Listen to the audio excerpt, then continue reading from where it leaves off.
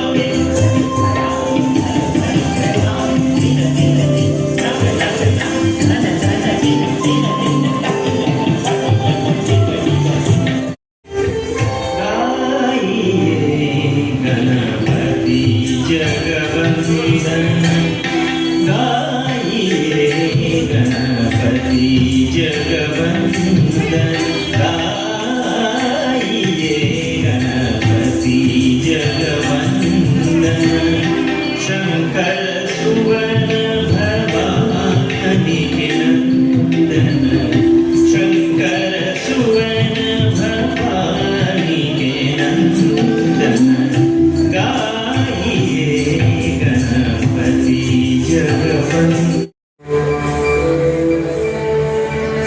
गणानां गणपति गणेश लंबोदर सुते पूजाचार एकदंत चंद्रमा ललाट राजे ब्रह्मा विष्णु महेश कालदय भुजबत गावे अति विचित्र गणनाथ हाथ मृदंग बजावे मृदंग बजावे मृदंग बजावे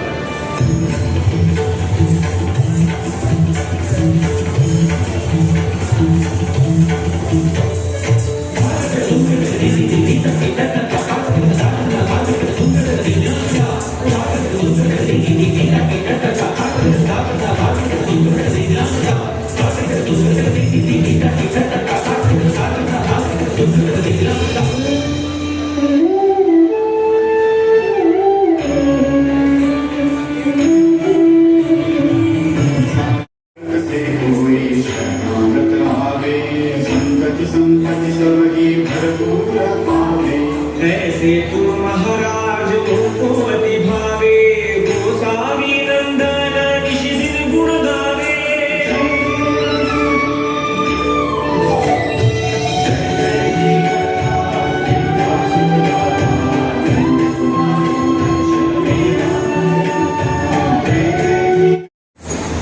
तेजाची ही पाऊले चालत असताना अंधाराला छेदून जाणारा छोटासा हा दिवा माणुसकीच्या अंगाने गाजरी धरली तरीही ज्योत कधी ना थकते स्वयं जाळूनी जगाला नवी उमेद देते. प्रकाश म्हणजे केवळ उजेड नसतो डोळ्यांचा, प्रकाश म्हणजे केवळ उजेड नसतो डोळ्यांचा, मार्ग तो दावतो. वटवृक्षाचे रूप घेतलेले आहे, असं अस्तित्वात आहे. त्याचे नाव आहे राष्ट्रीय स्वयंसेवक संघ, एक हिंदू संघटन. हिंदू व्यक्तीच्या जीवनात माजी सनदी अधिकारी, इथे माजी सनदी अधिकारी म्हणताना मला माजी हा समितीचे अध्यक्ष श्री समीर दिघे यांनी करावे असं मी त्यांना विनंती करतो.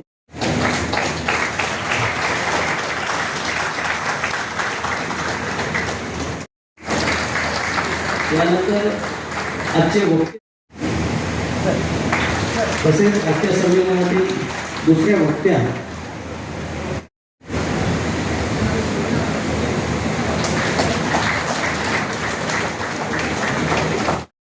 माननीय श्री दिनेशजी चव्हाण, डॉक्टर सौ उत्तरा केळकरताई, माननीय रघुजीराजे आंगरे, सकल हिंदू समाज समितीचे अध्यक्ष समीरजी दिघे, उपाध्यक्ष आहेत सुधीरजी आंगावकर व इथे उपस्थित सर्व हिंदू भगिनींचे मी स्वागत करते. आपण सर्वजण जाणतोच की राष्ट्रीय स्वयंसेवक संघाची आर्विल यांनी असे निरीक्षण नोंदवले आहे की एखादी स्वयंसेवी संस्था ही 75 वर्ष काम करते आणि 75 वर्षापर्यंत विस्कळीत होऊन नंतर संपुष्टात येते. मात्र राष्ट्रीय स्वयंसेवक संघासारख्या संस्थेने या संपूर्ण खोटे ठरवून 100 वर्षे पूर्ण केलेली आहेत. इतकेच नव्हे तर आपल्या सर्व शाखा बीजेपीचे चांगले दिवस आल्याने संघाला अनुकूल दिवस आलेत का? तर मित्रांनो, उत्तर होते नाही. संघामुळे बीजेपीला चांगले दिवस आलेले आहेत. दुसरा प्रश्न असा होता, संघासमोर संघाच्या शताब्दीची वाटचाल समजून घेण्याकरिता सर्वप्रथम आपल्याला त्या स्थापनेची पार्श्वभूमी समजून घेणं महत्त्वाचं. 1900 पहिल्या महायुद्धानंतर भारतावर ज्यांचं राज्य होतं त्यांची परिस्थिती अत्यंत बिकट झालेली होती. त्यांना राज्यावर, आपल्या देशावर राज्य चालवणे अत्यंत बिकट झालेली होती. अशी ती परिस्थिती होती. तर या परिस्थितीमध्ये असं वाटत होतं की आपल्याला भारताला स्वातंत्र्य मिळूनच जाईल. मग त्यामध्ये आपण जाणतो की या चळवळीमध्ये अग्रगण्य होती आणि त्याच काँग्रेसमध्ये डॉक्टर केशव बळीराम मेळगेवार हे अग्रेसर कार्यरत होते. हे कार्यरत असताना त्यांना त्या कालखंडामध्ये विविध चळवळीच्या माध्यमातून 2 वेळा कारावास देखील भोगावा लागलेला आहे. म्हणजे सांगायचं तात्पर्य हेच आहे की देशभक्ती काय आहे हे त्यांच्या नसानसात दिलेले होते. कारण त्या कालखंडामध्ये जो उलटापुलट चालत होती, जे वाटाघाटी चालत ते समजून घ्या. त्याचबरोबर जवळपास 1.25 लाखापेक्षा जास्त आपली सेवाकार्य चालू आहे. संघटना स्वयंसेवकाच्या प्रेरणेने, संघाच्या प्रेरणेने स्वयंसेवकांनी उभारलेल्या आहेत. या सहभागी व्हा आणि त्यानंतर आपले मत नोंदवा. धन्यवाद. तसंच माझ्यासमोर जमलेले सर्व विद्वज्जन, सगळ्यांना माझा सस्नेह नमस्कार. विषय जो दिला आहे त्या विषयाचा आवाका खूप मोठा आहे, पण वेळ कमी आहे, तरी सुद्धा मी थोडंसं काही मांडायचा नक्की प्रयत्न करते. राष्ट्रीय स्वयंसेवक संघ काय आहे याच्याबद्दल दिनेशजींनी आपल्याकडं सगळं विवेचन केलेलंच आहे. आपण जर बघितलं की राष्ट्रीय स्वयंसेवक संघ हा राष्ट्र उभारणीच्या कार्यात कायमच अग्रेसर आहे. आणि मॅडमनी मला अशी प्रस्तावना सांगितलं की 75 वर्षानंतर एखादी संघटना नष्ट होते किंवा विस्कळीत होते, पण राष्ट्रीय स्वयंसेवक संघाचं झालेलं नाही आहे. ही खूप मोठी जमेची बाजू आहे. आणि अशा या राष्ट्रीय सेवक संघाने एक आदर्श विचार प्रणाली प्रस्तुत केलेली आहे. त्या प्रणालीला पंचपरिवर्तन असं म्हटलं जातं. हे पंचपरिवर्तन जे आहे त्या पंचपरिवर्तनाबद्दलचं महत्त्व सांगताना मला आपली जी पंच ज्ञानेंद्रिय आहेत त्याच्याशी त्याची तुलना करावीशी वाटते. कारण या ज्ञानेंद्रियातलं कुठलंही ज्ञानेंद्रिय काम करेनसं झालं की आपल्याला बेचैनी जाणवते, आजारपण येतं. तसे हे पंचपरिवर्तनाचे जे पॉइंट्स आहेत, मुद्दे आहेत, हे सगळ्यांनी अंगीकारले तर एक आरोग्य संपन्न सुदृढ समाज निर्माण व्हायला नक्कीच मदत होईल. खाली येतात. पण इथे आता जे जागतिकीकरण होत आहे, विभक्त कुटुंब पद्धती आलेली आहे आणि जे काही चाललंय, आताच्या पिढ्या तयार होत आहेत, तर कुठेतरी मुळावर घाव घातल्यामुळं फांद्या खाली येणं चांगलं नाहीये. आपल्या देशाला सुसंस्कृत करण्यासाठी ते जो वागतायत आम्ही सुद्धा ते करू शकतो. कारण आमच्याकडं त्यांच्यापेक्षा खूप काही आहे. खूप काही आहे म्हणण्यापेक्षा पहिली गोष्ट, अजूनही कुटुंब व्यवस्था टिकून आहे.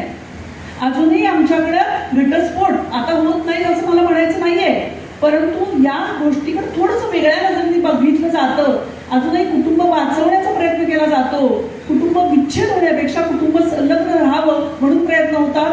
ही संस्कृती आमच्याकडे आहे, परंतु तुझं आहे तुझं पाशी परी जागा चुकलाशी झालेली आहे. आणि ती गरज आहे. म्हणजे मला तर आता तरुण पिढीला सांगायचंय की मोबाईल किंवा टॅब हे त्यांचं हृदय झालंय. हृदय सकाळी उठल्याबरोबर देवाला नमस्कार वगैरे नाही, पहिलं माझं मोबाईल चार्ज आहे का, टॅब चार्ज आहे का हे चेक केलं जातं. कारण त्यांना वाटतं ती गरज आहे. मला मिळालेले लाईक किती आहेत, मला कोण देते अपडेट, ह्याच्याकडे लक्ष जात आहे. ह्या सगळ्या गोष्टी वापरणं आपण नाही थांबवू शकत. काला येतच मेल महा त्याप्रमाणे ह्या गोष्टी वापरल्या पाहिजेत, गरज आहे. पण ते करताना इंटरनेट फ्री आहे की मी फ्री आहे या गोष्टीचा विचार केला पाहिजे. आणि घरामध्ये सुसंवाद अशी गर्दी करतो आणि त्यांचे विचार ऐकत असतो, यूट्यूबला देखील बघत असतो. त्या अविनाश धर्माधिकारी सरांचा एक सत्कार आपल्या सकल हिंदू समाजातर्फे अलिबागतर्फे आपण करतो आहोत. आणि या हिंदू संमेलनाच्या प्रसंगी माननीय श्री अविनाश धर्माधिकारीजी, माजी सनदी अधिकारी, संस्थापक व संचालक, चाणक्य मंडल परिवार पुणे, उत्तम वक्ते, लेखक. हिंदुत्व म्हणजे मानवी जीवनाबद्दल सद्भाव, सहअस्तित्व आणि विश्वकल्याणाचा विचार या सनातन व वैश्विक नव्या पिढीपर्यंत पोहोचण्याचे महान कार्य आपण प्रेरणात आली आहे. दुसऱ्याच्या दुःखाची जाणीव ठेवणे हेच सर्वोच्च बुद्धिमत्तेचे लक्षण आहे. हा मानवी मूल्यांचा संदेश, व्यापक विचारांचा आम्हा सार्थ अभिमान आहे. आपल्या पुढील आयुष्यात असेच जनहिताचे, राष्ट्रहिताचे आणि समाज प्रबोधनाचे कार्य अखंडपणे घडत राहू हीच ईश्वरचरणी प्रार्थना व आपणास मनपूर्वक शुभेच्छा. माझ्या जिल्ह्यातील सर्व माता पिता, बंधू भगिनी आणि मित्रमैत्रिणी,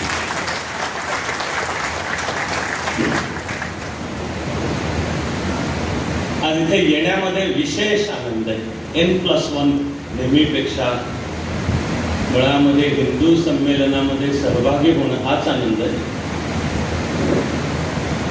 मग आपली छान मराठी म्हणे दुधात साखर. इथे तुमच्यामध्ये अलिबागमध्ये याविषयी आयुष्यभरची माझी भावना आहे. माझा जिल्हा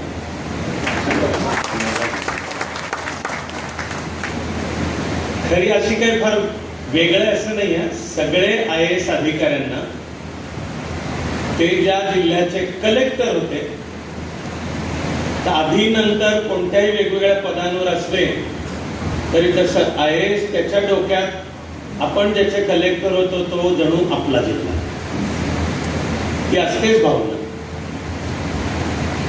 मी असा भाग्यवान मानतो की एका विशेष पार्श्वभूमीवर राज्याची काही गंभीर स्थिती असताना राज्य आणि त्यावेळेचेही निवडणूक आयुक्त TN शेषन यांनी मिळून उचलून माझ्यावर जबाबदारी सोपवली रायगडचा जिल्हाधिकारी. कागदावर म्हणायचं तर मोजून 6 महिनेच होतो मी रायगडचा जिल्हाधिकारी. आणि पुन्हा भाग्य की राज्याच्या मुख्यमंत्र्यांनी मला बोलवून घेतलं. पण तुमच्यात बसलेल्या सुद्धा अनेकांना माहिती आहे की मी यापूर्वी सुद्धा वर्णन केलंय की IAS अधिकारी म्हणून जे 10 वर्ष मी शासनात काम केलं त्यातलं माझ्या मनात असलेलं सर्वात उत्तम काळ म्हणजे रायगडचा जिल्हाधिकारी. जॉईन झालो दसऱ्याच्या दुसऱ्या दिवशी. आत्मचरित्र नाही सांगणार आहे, पण सरकारी नियमानुसार जे चार्ज घेण्याची सही असते ती अनेक त्यावेळी होतं. अनेकांनी मी सर येतानाही आम्ही गप्पा मारत होतो तिथे जाणीव करून दिली. पण ती मीटिंग झाल्यावर सरकारने दिलेली म्हणजे समाजाने दिलेली गाडी घेऊन असं बाहेर पडलो आणि भौगोलिक दृष्ट्या वाटेल किंवा केवळ कोकण किंवा केवळ भारत, रोहा, 2 कारणांसाठी गाडी घेऊन आधी वाटेत तिथे गेलो. एक आहे ज्यांनी हाताशी भगवद्गीता घेऊन सर्व विश्वाला हा भगवद्गीतेचा विचार सांगितला असे सर्वार्थाने आधुनिक ऋषी दादा म्हणजे पांडुरंग शास्त्री आठवले यांचं मूळचं गाव रोहा. आणि माझ्या शब्दात ईश्वर कृपेने IAS होऊन 10 वर्ष मी जी सेवा करू शकलो त्याचे एक सार्वकालिक श्रेष्ठ सर्वश्रेष्ठ अधिकारी कसा पाहिजे चा सर्वात उत्तम आदर्श म्हणजे चिंतामणराव देशमुख.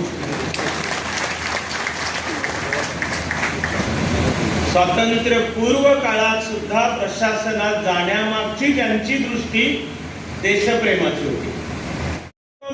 म्हणजे स्वच्छ आणि कार्यक्षम असा अधिकारी कसा पाहिजे चे आदर्श चिंतामणराव देशमुख. शिवाय ICS अधिकारी असताना अर्थशास्त्र इकॉनॉमिक्स या विषयावर ज्यांची जबरदस्त पकड किती तर जागतिक दर्जाचे अर्थशास्त्रज्ञ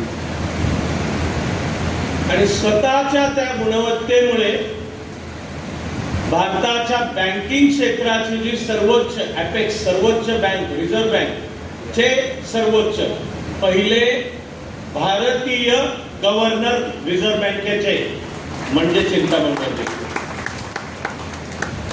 आणि मी स्वतंत्र भारताचं भाग्य मानतो की स्वातंत्र्य मिळाल्यावरही जे पहिलं मंत्रिमंडळ तयार झालं त्यामध्ये पंतप्रधानांनी स्वतंत्र भारताचे पहिले अर्थमंत्री म्हणून निमंत्रण करून ती जबाबदारी सोपवली असे पहिले अर्थमंत्री चिंतामणराव देशमुख.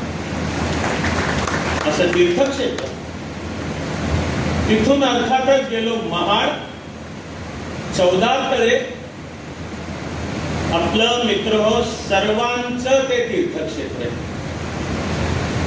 यत्किंचितही तिथे जातीपातींचे भेद की जे या देशाच्या या संस्कृतीच्या शत्रूला हवेत त्याला ते निर्माण करायचे, जेवढे त्याच्या वर उठू तेवढे त्या 14 तळे हे एक आधुनिक काळातलं तीर्थक्षेत्र. 1927 मध्ये बाबासाहेब आंबेडकरांनी सत्याग्रहाचा विषय म्हणून हाती घेतला.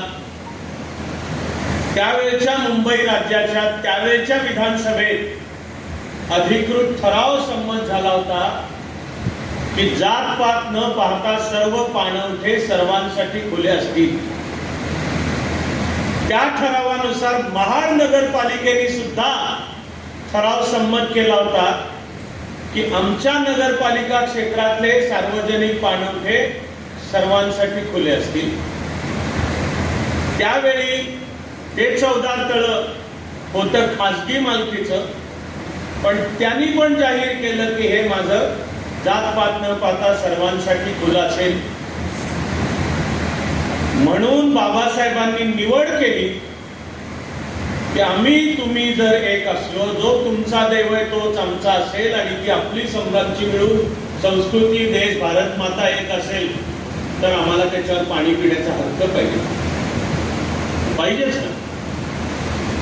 ती कथा काहीशी ज्याला एक दुःखाची किनार आहे, पण आज पुढल्या वर्षी त्याची पण शताब्दी होईल तेव्हा तुम्हाला मला भारतीय म्हणजेच हिंदू म्हणजेच सनातन या नात्याने सर्व जातीपातींच्या वर उठून जो एक एकात्म एक समरस समाज, त्याचं 14 तळे हे तीर्थक्षेत्र आहे. मी त्याचे दर्शन घेतले. फाईलवर माझी सही आहे आणि त्यावेळी नव्हता चढावा लागायचा गड, पण मी गड चढून आपला आयुष्यातला जन्मातला असेल तर पहिला कायमचा मधला शेवटचा मुजराच मुळी शिवाजी महाराजांना आहे. मला तिथे बसूनही आता नुसतं ते पाहताना भरून येतो. शिवाजी महाराज झाले म्हणून आज आपण इथे स्वतंत्र सार्वभौम नागरिक म्हणून इथं बसलेलो. त्या सिंहासनाला जाऊन मुजरा आणि ये देशी हिंदवी स्वराज्य व्हावे हे तो श्रींची इच्छा म्हणणाऱ्या महाराजांनी आपल्याला त्या हिंदवी स्वराज्याचा पण अर्थ सांगितला. राज्य रयतेचं आहे. रयतेच्या दाण्यासही हात लावेल त्या मराठीयाची इज्जत तो वाचणार नाही.